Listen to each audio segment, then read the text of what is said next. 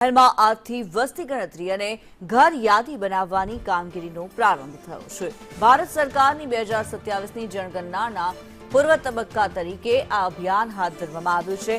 શહેરના 18 વોર્ડમાં અલગ અલગ ટીમો દ્વારા ઘરે ઘરે જઈને વસ્તી અને મકાન સંબંધિત માહિતી એકત્રિત કરવામાં આવશે. આ પ્રક્રિયા દરમિયાન નાગરિકોએ કોઈપણ પ્રકારના દસ્તાવેજ રજૂ કરવાની જરૂર રહેશે નહીં. ગણતરીદારો દ્વારા પૂછવામાં આવતા પ્રશ્નોના જવાબ આપવાથી જ જરૂરી વિગતો નોંધવામાં આવશે.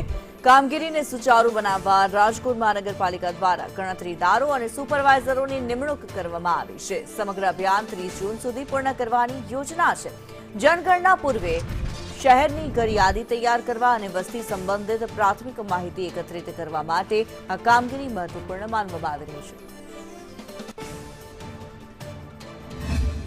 જનગણના 2027 અન્વયે જે ગણતરીદારોની નિમણૂક કરવામાં આવેલી છે એ ગણતરીદારો લોકોના ઘરે જશે અને સામાન્ય જે નિયત કરેલા જે 34 પ્રશ્નો છે એ 34 પ્રશ્નો પૂછશે.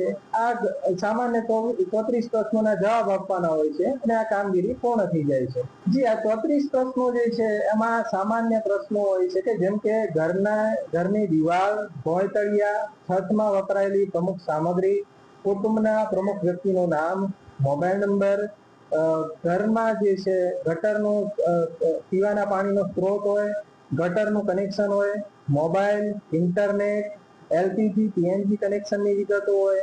આ બધી જે છે વિગતો હોય છે આ 34 પ્રશ્નોમાં આવરી લેવામાં આવી છે. આ સિવાય અન્ય કોઈ પણ દસ્તાવેજ કે સંબંધી કોઈ પણ વિગત માંગવામાં આવનાર નથી.